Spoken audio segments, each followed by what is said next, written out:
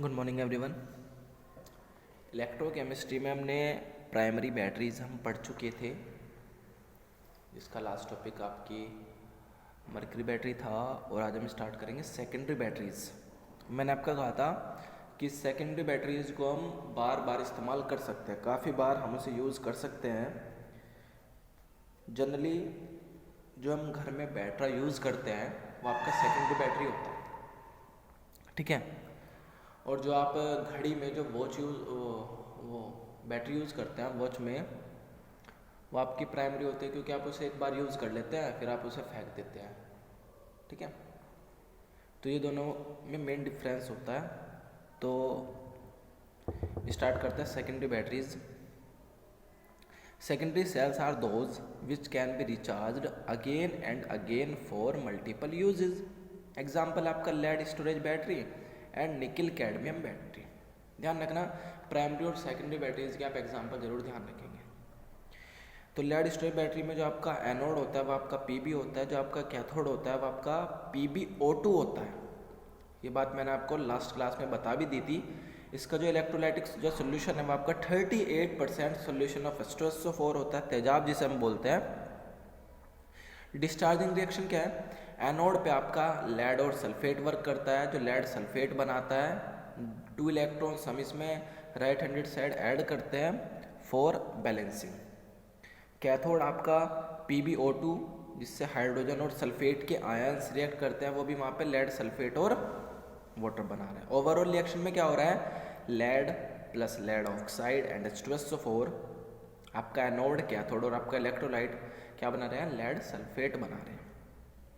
To recharge the cell, it is connected with a cell of higher potential, and this cell behaves as an electrolytic cell, and the reaction are reversed. PbS, S का मतलब क्या? Solid form. PbO2s are regenerated at the respective electrodes. These cell deliver an almost consistent voltage. ये तो आपने घर में बहुत बार notice किया, प्लेट लगी हुई होती है, चैम्बर होता है, जैसे 8 प्लेट का बैटरा हम ऐसे बोलते हैं। तो या फिर आपकी नेक्स्ट टॉपिक है fuel cells. A fuel cell differ from an ordinary batteries in the sense that the reactant are not contained inside the cell but are extremely supplied from an external reservoir. अंदर की side नहीं है, बाहर से provide कराया जाता है। Fuel cell is used in space vehicles and in this cell the 2 gases are supplied from external storage. In this cell carbon rods are used as electrode with KOH act as the electrolyte. तो यहाँ पे carbon की road आपका electrode का काम कर रही है और इलेक्ट्रोलाइट आपका पोटेशियम हाइड्रोक्साइड है। कैथोड पे रिएक्शन ऑक्सीजन की वाटर के साथ हाइड्रोक्साइड बना रहा है, हाइड्रोक्साइड आयन। एनोड पे H2 OH के साथ H2 फॉर्म कर रहा है, ठीक है, लिक्विड। ओवरऑल रिएक्शन में H2 + O2 आपका वाटर फॉर्म कर रहा है, ठीक है। ये आपके फ्यूल सेल। ये आपको नीचे डायग्राम शो किया हुआ है। ये आपका एनोड, कैथोड एक्सटर्नल मीडियम से प्रोवाइड करा रहे हैं O2 और H2, ठीक है। और H2 और आपका हॉट एक्वस QH मिड में है। Porous carbon electrode containing metallic catalysis, ठीक है। ये आपकी फ्यूल सेल है। नेक्स्ट आपका कोरोजन। कोरोजन आपने पढ़ा हुआ है, क्या होता है? जंग जिसे बोलते हैं, 10th क्लास में है आपका ये topic. It involves a redox reaction and formation of an electrochemical cell on the surface of iron and any other metals. आपको पता है कि लोहे पे जो ब्राउनिश शेड जो आ जाती है उसे हम जंगी बोलते हैं। ऐसा आपके चांदी पे भी आ जाती है, हरी हो जाती है, नहीं काली हो जाती है, ठीक है। तब आप कारा हो जाता है। At one location oxidation of iron takes place anode and the another location reduction of oxygen to form water takes place cathode. First, iron gets oxidized to Fe2 positive and then in the presence of oxygen it forms Fe3 positive, which then react with water to form rust which is represented by Fe2O3 into XH2O। यहाँ पे x क्या है, देखो generally life में अगर आप electrochemistry से हट जाओ आप थोड़ा सा, आप क्या करते हैं, लोअर रखा रहता है इन्वायरमेंट में, ऑक्सीजन अवेलेबल है, नमी मिल जाती है, मॉइस्चर मिल जाता है, तो उस पर जंग लग जाता है। यहाँ पे x का मतलब क्या है कि ये डिपेंड करता है कि जो आपको आयरन है उस पर कोई कोटिंग है नहीं है। दूसरी बात कि वो किस तरह के इन्वायरमेंट में रखा हुआ है, वहाँ पे मॉइस्चर ज़्यादा है या मॉइस्चर कम है। मॉइस्चर ज़्यादा होगा तो जंग लगने के जो चांस है, जो प्रोबेबिलिटी है वो ज़्यादा से ज़्यादा रहेगी, और अगर मॉइस्चर कम है तो प्रोबेबिलिटी कम से कम। ठीक है, ये बात हुई।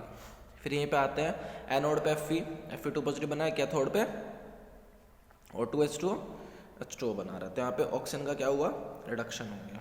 ओवरऑल रिएक्शन क्या शो कर रहे हैं, Fe plus O2 plus hydrogen ion. ठीक है, O2 आपको पता है कि O2 तो रिक्वायरमेंट है ही है, रिक्वायर्ड है, तो H क्या कर रहा है यहाँ पे आपको मीडियम दे रहा है H2 वाला। ठीक है, फिर Fe2 पॉजिटिव आपका H2 बन रहा है। यहाँ पे आप थोड़ा सा इलेक्ट्रोकेमिस्ट्री के पर्पज समझ रहे हैं। यहाँ पे एनोड रीजन में Fe2 पॉजिटिव में कन्वर्ट हुआ। ठीक है, ये आयरन की मेटल दी हुई है।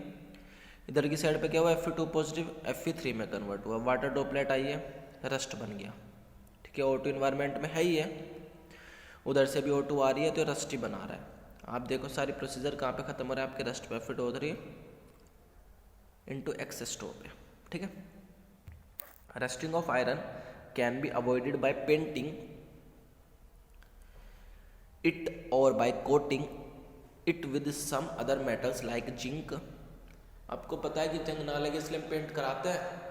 ठीक है, the latter process is known as galvanization as the tendency of zinc to get oxidize is more than iron it get oxidize in preference and iron is protected.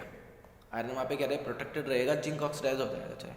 This method of protecting one metal by other is called as cathodic protection. तो आप इसका ध्यान रखें कि zinc वहाँ पे एक metal दूसरी मेटल को बचा रहा है, उसी प्रोसेस को हम कैथोडिक प्रोटेक्शन हम बोल रहे हैं।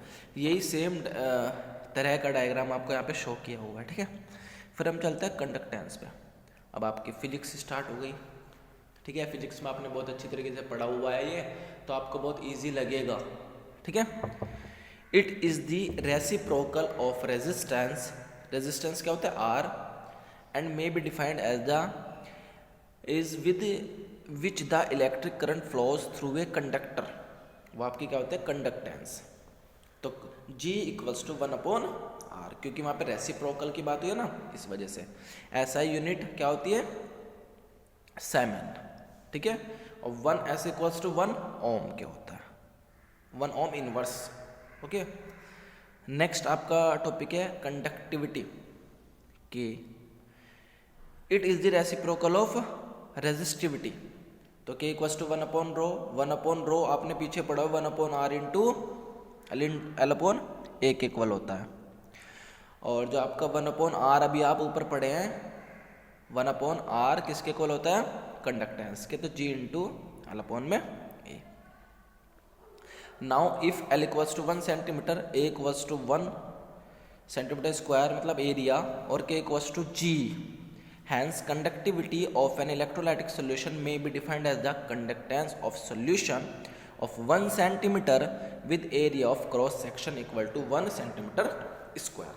ठीक है, यहाँ पे वैल्यूज रख दी, L की एक रख दी, A की भी रख दी। तो इसने कहा है कि अगर 1 सेंटीमीटर का कोई भी तार है जिसका जो एरिया है वो 1 सेंटीमीटर स्क्वायर है, तो उस वाले केस में K किसके इक्वल हो रहा है, G के। तो कंडक्टिविटी किसके इक्वल है, आपके कंडक्टेंस। ठीक है, फिर हम नेक्स्ट चलते हैं factors affecting electrolytic conductance. First आपका electrolyte. An electrolyte is a substance that dissociate in solution to produce ions and hence conductance electricity in dissolved or molten salt. आपने पढ़ा है कि इलेक्ट्रोलाइट्स में तो क्या होता है, जो आपका सोल्यूशन है वो वहाँ पे डिसोसिएट होता है। ठीक है, अब ये दो तरह का, स्ट्रॉन्ग और वीक। स्ट्रॉन्ग में HCl NaOH और KCl, और वीक में आपके एसिटिक एसिड और अमोनियम हाइड्रोक्साइड।